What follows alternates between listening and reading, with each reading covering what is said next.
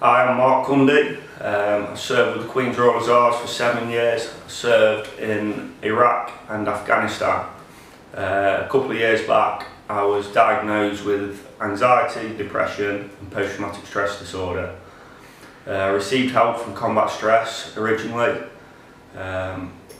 We brought to the surface a lot of my issues, and then it was just sort of packed away in a box.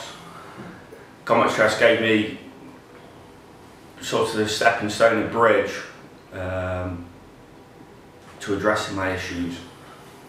And then 2 years ago I sat debating my life with a shotgun in my mouth. I started getting help again from a company called Health, through a charity as well called the Bridge Charity.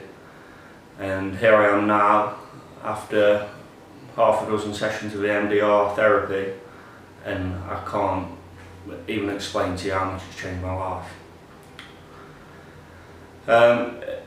I didn't really know much about EMDR.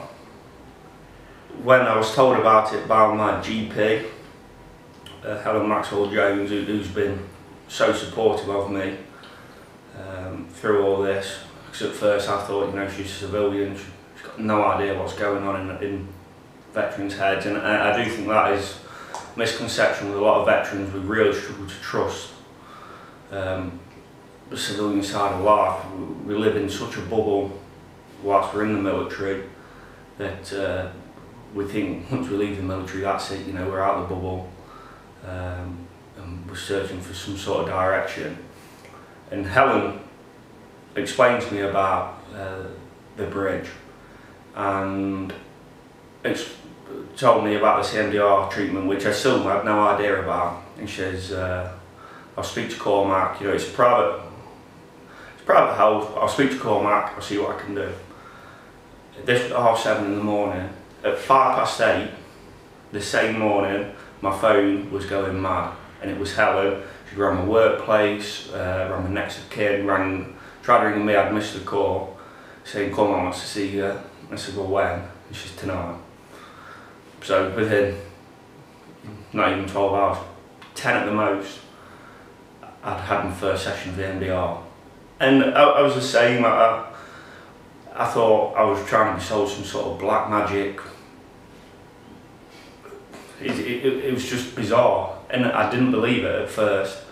And I went back and spoke to my wife, and she said, whether it's placebo or not, I don't know. My wife said to me, just try. And so I got the mental mindset, I'm going to give this a go. It is going to work because I'm going to make it work. So I came in for my second session of EMDR, and we started with sort of the warm-up sequence, if you like. And I had the image in my head that was causing me distress, and I got stuck in a memory, really strange. So Cormac says, right, just stop, let's just try something else. He gave me another aid to the MDR, and it was just like a key unlocking a padlock, and everything came back, call signs, radio conversations, soldiers' names, everything. I could feel the heat, I could feel the dirt. It was just so bizarre, and it is tough, it's distressing. I'm not going to say to veterans out there, start getting help, this is easy. It's not easy. I said when I started getting help from combat stress initially, and when I started having EMDR, the initial session is raw, and it takes you to a place that you don't want to go, but you've got to go. The old cliche, if it makes you bad, it makes you better, sort of thing. And yeah, it is raw. And we kept going with the MDR, kept going through old sessions, through old memories that were causing me major issues. initially with combat stress, like I said, all my issues had come to the surface. Without them, I'd never have come this far, but the images were stuck still. I still couldn't process what was going on.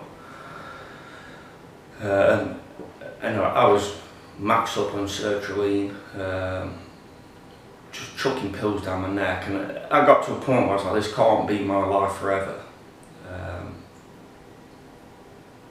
And I was just, you know, it split my relationship up. We weren't married then.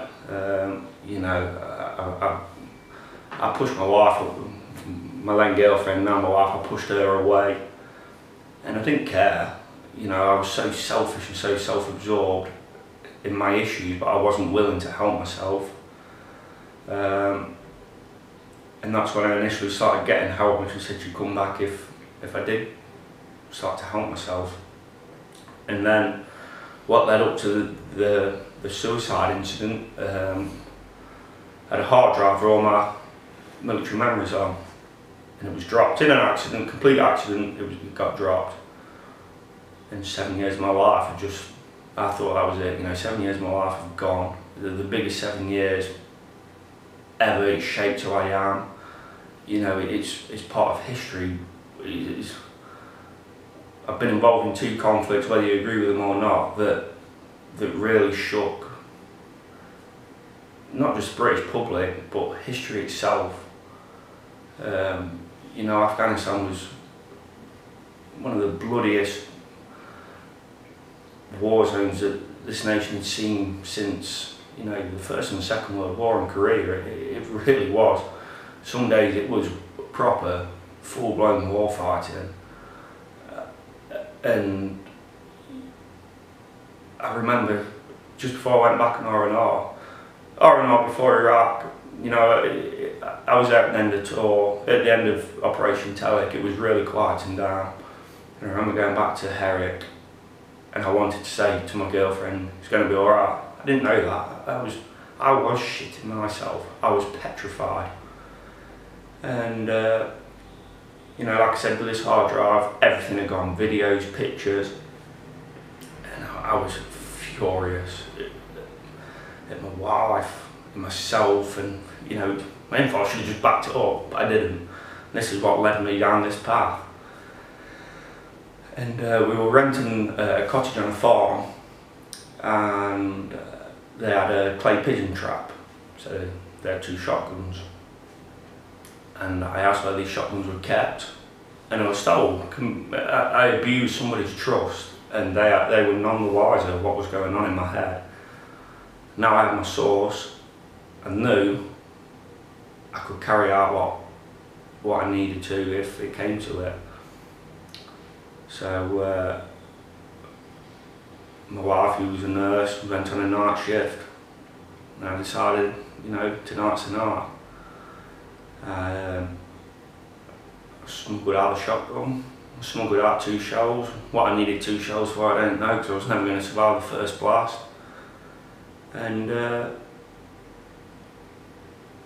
got my dog, and we went. They had like a sort of a river hideaway, little hut on the side of the river in the middle of the woods, just so peaceful, tranquil. So I went down there with a flask, tea. It was always time to brew up, and I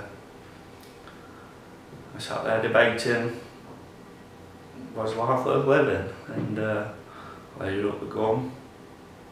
I sat there with it between my legs, 40 centimetres from my head. Not even that.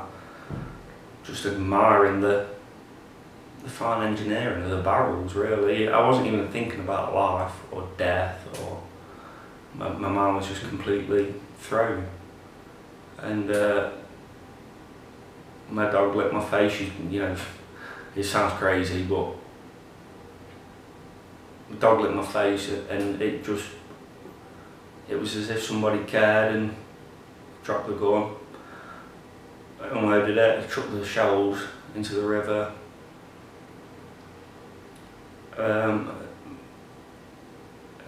had I failed suicide, had I attempted suicide, I don't know, it's completely wrongly worded. I don't think you try and do that.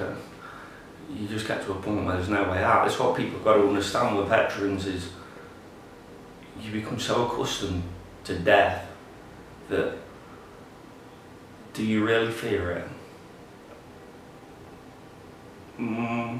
You're aware of it, but you see how quick it can happen. And I don't think you really fear it. You respect it, of course you respect it, but I don't think you've got a fear of it. And that's why if you feel down or you're feeling rough, you know yourself that something's not right.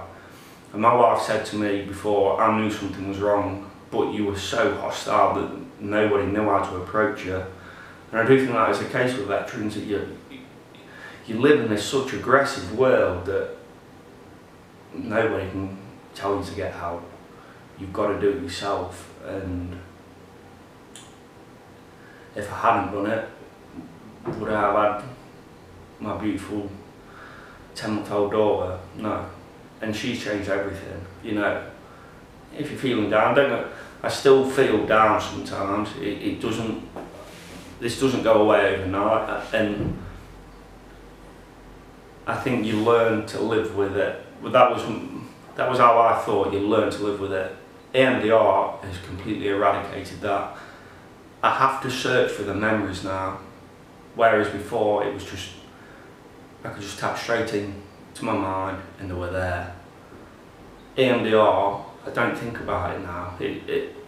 The memory's there, the memory isn't erased, but I've really got to search for it, and it has completely changed my life. I'm not suicidal, I'm a family man now. Good. You know, I'll try and take my way from a violent situation, whereas before, you know, if I was out in the pub and something was kicking off, I'd love it. I'd love the buzz of violence, and it's not who I am. And like I say, EMDR's changed everything on that way I think about life.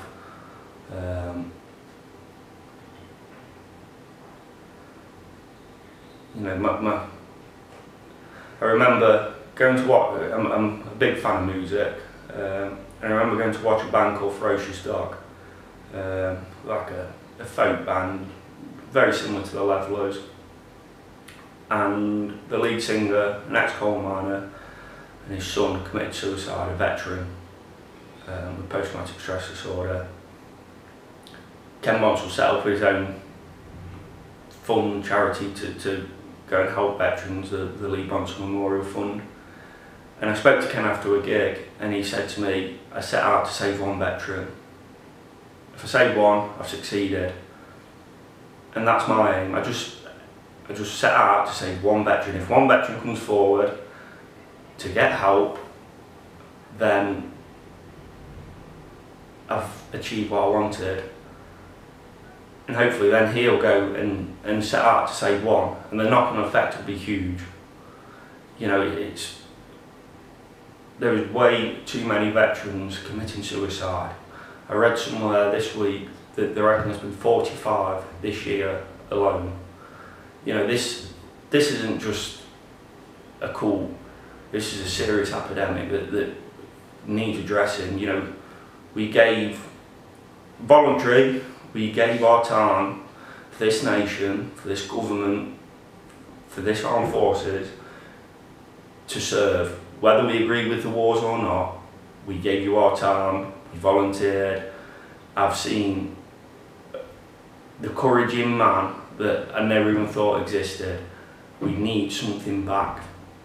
You've got to start addressing this issue. And these small charities that are reaching out to veterans are helping. They need help as well, and we seriously need to start saving lads and women that are taking it upon themselves to go out and commit suicide. Mark, if there's somebody watching this video at the moment who's feeling suicidal, what's your message to them at this moment? Reach out to your loved ones. They care more than you know. Go and see your GP. Ring out to your charities. But we can't afford the waiting time. I know certain industries that are under serious amounts of pressure. We haven't got 3 months to wait. If a veteran's suicidal, you've got 48 hours at the max before he's gonna or she's gonna carry out what's in her head. Do not carry out suicide. You know, I want other people to go out and have a baby daughter, have a baby son, enjoy their dogs, enjoy the hobbies, their wives, life. You can get over this hurdle. It's rough and it's hard work, and like I say, it's going to take you to the darkest places of your mind, but it will get better. You don't have to give in. You wouldn't give up on a run. You wouldn't give up on a tour. Why give up now? You know, just reach out and get help. It does work, believe me. Mark, if you were to summarise your journey from the moment when you were looking down the barrel of a shotgun to now, what's your journey been like? Roller coaster. There's been huge ups, huge downs. There's no smooth transition, that's for sure. But I'm slowly getting there now. Like I say, it's 2 years. It's a long, hard slog. But where I am now to where I was 2 years ago, I am a completely different person, without a shadow of a doubt. Mark, thank you.